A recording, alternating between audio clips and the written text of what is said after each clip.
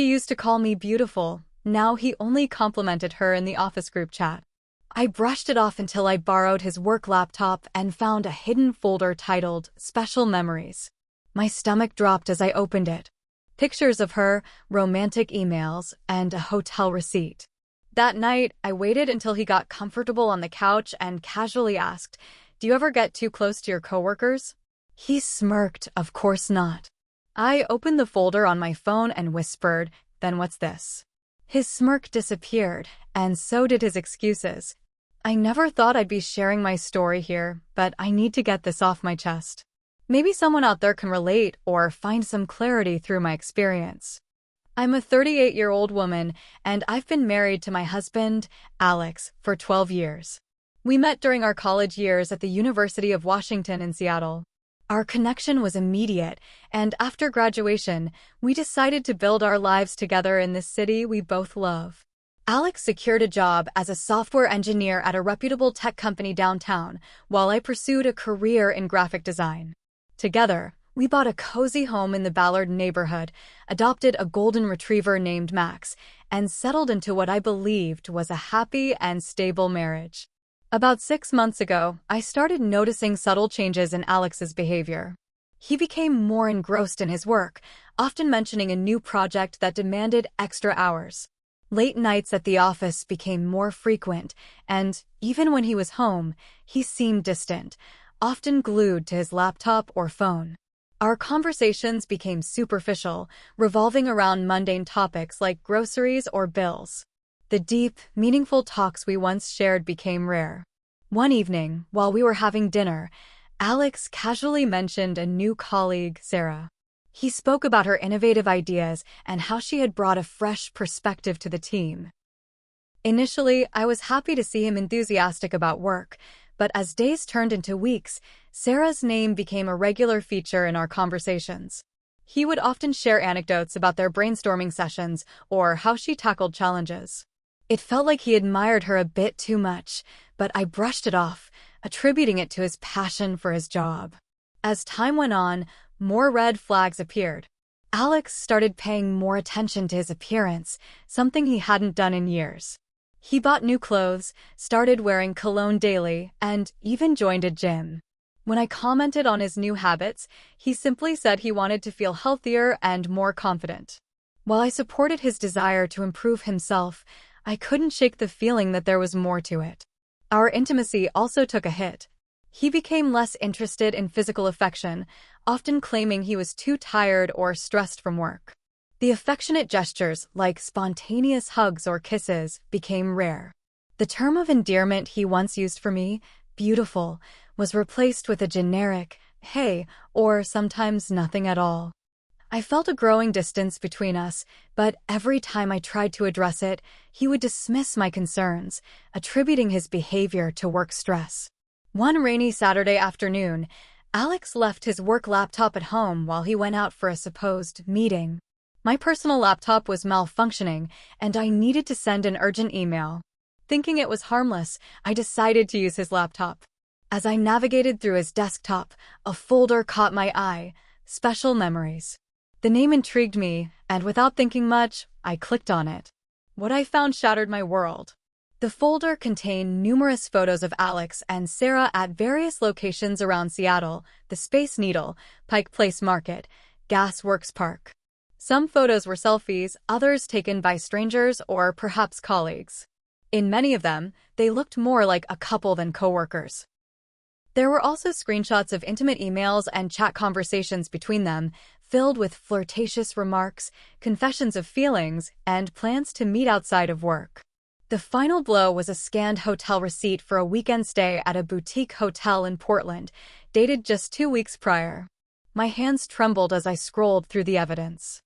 I felt a mix of anger, betrayal, sadness, and disbelief. How could the man I shared my life with, the man I trusted implicitly, do this to us? Our memories, our plans for the future, all seemed tainted in that moment. That evening, Alex returned home, drenched from the persistent Seattle drizzle. He greeted me with a peck on the cheek and settled onto the couch, flipping through channels mindlessly.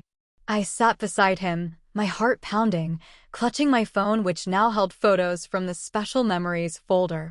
Alex, I began, trying to keep my voice steady. Do you ever get too close to your coworkers? He smirked, eyes still on the TV. Of course not. Why would you ask that? Taking a deep breath, I opened the gallery on my phone and held up a photo of him and Sarah, arms wrapped around each other, smiling at the camera with the Seattle skyline behind them. Then what's this? His smirk vanished. He turned to look at the photo, and I saw the color drain from his face. The room was thick with silence, the only sound being the rain tapping against the windows. He opened his mouth to speak, then closed it, struggling to find words. It's not what it looks like, he finally muttered. Not what it looks like? I echoed, my voice rising. Alex, there are photos, emails, even a hotel receipt. How long has this been going on? He buried his face in his hands. A few months, he admitted, his voice barely above a whisper. Tears welled up in my eyes. Was it worth it? Throwing away everything we built together for her. He looked up, eyes filled with regret. I never meant to hurt you. It just happened. I was feeling disconnected and Sarah was there. He said, it just happened. Those words stuck in my head like a needle on repeat. I got up from the couch. My heart was pounding so loud, it felt like my ears were ringing. I didn't scream. I didn't throw anything. I just looked at him and said, you felt disconnected, so you reconnected with someone else? He didn't answer. He just sat there, silent. Like that would fix it. I didn't sleep that night. I lay in bed staring at the ceiling while Alex stayed downstairs. Around 3 a.m., I heard him come up and lie on the couch in the guest room. It used to be his gaming room. Funny how it turned into his exile chamber overnight. The next few days were weird. He tried to act like everything could somehow go back to normal. He'd make coffee, leave it on the counter like he always did. He asked if I needed help with groceries. Small things. But it all felt fake. Like he was going through the motions without knowing how to undo what he did. Then came the twist I didn't see coming. I was at the grocery store a week later, trying to avoid every song that reminded me of happier times, when I ran into Mia. Mia worked in the same company as Alex. We weren't close, just casual friends from company parties. She looked surprised to see me and said, "Hey, are you doing okay?" Her tone was off. Concerned, but not the usual "how's life" kind. I hesitated.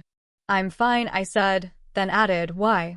She glanced around, lowered her voice, and said, "I probably shouldn't say anything, but people at the office are talking." I stared at her, confused. "About what?" She looked uncomfortable. "About Alex and Sarah." "You didn't know?" I clenched my jaw. "I know now." Mia looked relieved. "I thought so. It's just, the thing is, it wasn't just Sarah." My stomach dropped. "What do you mean?" I asked, though I already had a feeling. She fidgeted with her shopping basket. There was someone before her. Another woman, last year. HR got involved because it started affecting the team. They moved her to another department quietly. Nobody wanted a scandal. I felt like the ground tilted beneath me. He told me this was the first time. Mia bit her lip. "Maybe it was the first time you found out." I don't even remember driving home. Everything felt like static in my head. I parked the car, walked into the house, and he was in the kitchen, slicing apples like we were in some happy cooking show. "How many?" I asked. He looked up, confused. "What?" I dropped my keys on the counter. "How many women have there been?" His face changed. Not surprised, no. That would have meant guilt. He looked defeated. "Why does it matter now?" he said quietly. I felt something inside me snap. "It matters because I spent 12 years thinking you were my partner, not some pathetic serial liar who plays family man by day and creeps around by night." His jaw tightened. "I made mistakes." "No," I said, walking toward him. "A mistake is forgetting an anniversary. Cheating is a choice. Lying is a pattern. And screwing up twice? That's not an accident. That's who you are." We didn't talk for a while after that. But the story wasn't done twisting. 2 nights later, I got a DM on Instagram from an account I didn't recognize. No profile picture. No name. You don't know me, but I think we should talk. I used to date Sarah. I stared at the message for a long time. Something about it felt real. Raw. I responded, "Why are you messaging me?" The reply came quickly. "Because I think she's not who you think she is. And your husband might not be her first married guy." I didn't reply right away, but I couldn't stop thinking about it. That same night, while Alex was asleep or pretending to be, I took his laptop again. This time, I dug deeper. Not just the special memories folder. I searched keywords. I opened email drafts. And I found something else. A PDF. Prenup_modification_proposal. PDF dated 3 weeks ago. Sent from his work email to his personal attorney. I opened it. My name was on it. It said things like financial independence clause and asset protection reevaluation. It was clear as day. He was preparing for the possibility of separation or divorce. Before I even found the photos. Before I even confronted him. He was planning to cover his own ass in case I ever found out. So now I knew it wasn't just about feelings. It wasn't just an oops, emotional affair that got out of hand. It was strategic. Cold. Calculated. And I wasn't going to let it slide. I messaged the unknown Instagram account again. "Tell me everything." The message came back fast. "Sarah and I were together for 3 years. I found out about her thing with your husband when I saw a hotel charge come up on our shared credit card statement." I blinked. Shared credit card? Yeah. We were living together. She was still listed as an authorized user. I guess she forgot. That's how I found out about the Birchwood Inn in Portland. That was our anniversary spot. Imagine seeing that charge on the exact weekend she told me she was going to a leadership seminar. I just sat there, holding the phone like it was made of ice. She didn't just cheat with Alex, he wrote. There was someone before him. Another married guy. And I heard she got a raise right after that ended. She's good at this. Everything suddenly clicked into place. Sarah wasn't some clueless newbie at the office who got caught up in a spark. She was calculated. Just like Alex. I asked for his name. He told me, Ryan. He sent me screenshots too. Of texts. Of her calling him overly jealous when he confronted her. Of her laughing about how older men are so easy when you stroke their ego. There was even one message where she said, "If he's married and miserable, I'm doing him a favor. He gets excitement. I get leverage. Win-win. Leverage." That word made my spine go cold. I opened the prenup PDF again. Was Alex being manipulated too? Or was he in on it? Because if Sarah had done this before, if she had a pattern of getting involved with married men in power and then benefiting from it, promotions, raises, department transfers, then maybe this wasn't just an affair. Maybe it was a move. A play. Maybe Alex wasn't just weak. Maybe he was dumb. The next day, I requested a coffee meeting with Mia. I needed to know what else she had heard at the office. We met at Storyville Coffee on Queen N. The rain had eased up, but the air was thick and gray, typical Seattle mood. "I didn't tell you everything," she said, eyes darting nervously. "There are rumors Sarah kept a log." A log. Like, details. Who she was seeing. What they said. What she could use if things went bad. Nothing confirmed, but a girl in HR mentioned something about Sarah threatening legal action once when someone called her out. So she's collecting dirt? Mia nodded. "You didn't hear it from me, okay?" I left that coffee shop with my heart racing. I felt like I was standing in the middle of a chessboard and only just realizing I wasn't playing. I was the piece being moved. Back at home, Alex was working in his office. Door closed, as usual. I stared at it for a while before finally walking in. "I need to ask you something," I said, keeping my voice steady. He looked up. "Okay. Did Sarah ever threaten you?" He blinked. "What? Did she ever say something like, if you end things, she'll go to HR or tell your boss?" He hesitated. Just a second too long. "I'm not being threatened," he said finally. "That's not what I asked." Another pause. She said, if I ghosted her, she'd make it difficult. But it was just words. Nothing serious. I stepped closer. "And yet 3 weeks ago, you changed our prenup. You tried to protect your assets." You were preparing for this to blow up. He rubbed his face. Look, I made mistakes. Yes. But when I realized she was not who I thought, I panicked. I thought maybe you'd find out. Maybe she'd go to HR. I didn't know who would come at me first. So you prepped a defense instead of telling me the truth. He looked like he might cry. I didn't care anymore. I'm not your safe fallback, Alex. You don't get to ruin me and then fall into my arms when the bomb you built starts ticking. He whispered, I'm sorry. I stared at him. Then I said, don't be sorry. Be ready. Because I wasn't finished yet. Sarah had a log. I wanted to see it.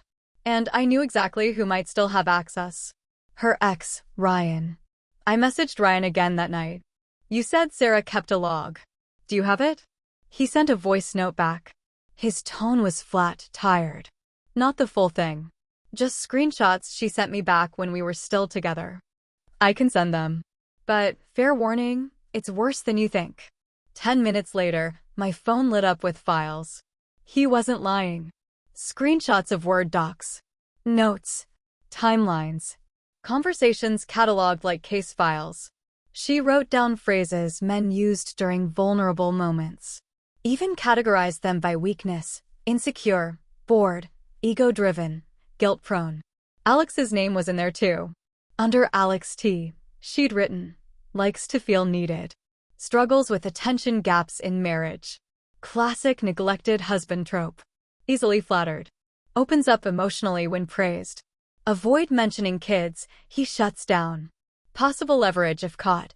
Claims of emotional abuse from wife. He fears confrontation. I felt sick.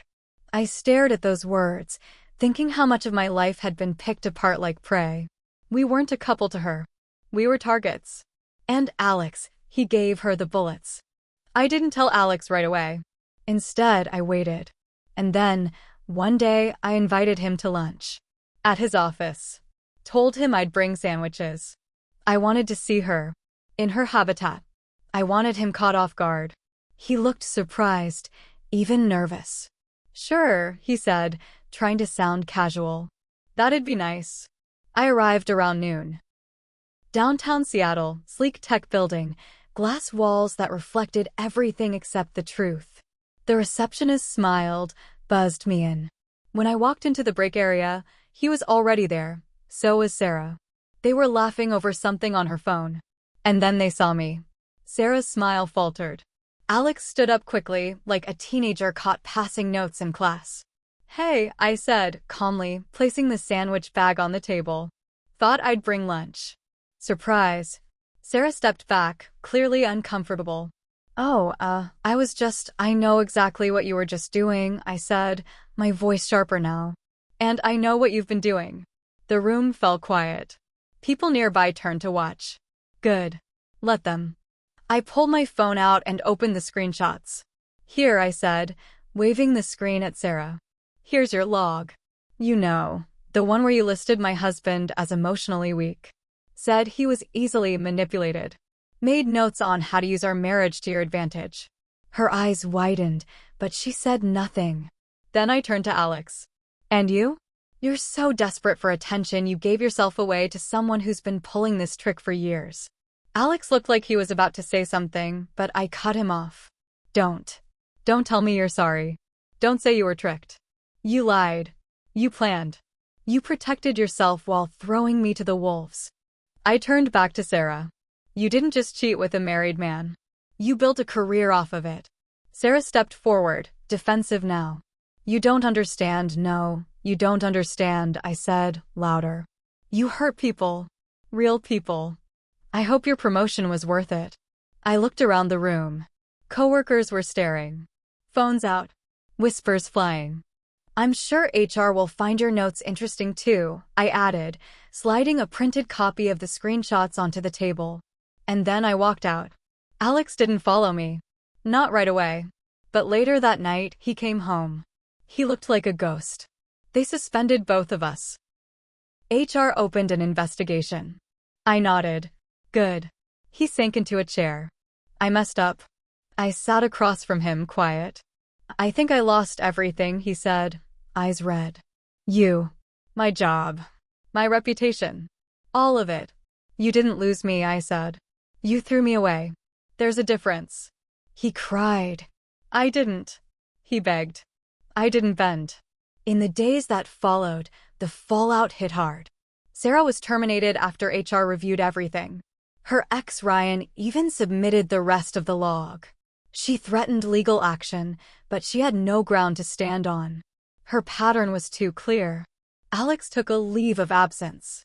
Said he needed time to think. I told him that was fine. He'd have a lot of time to do just that.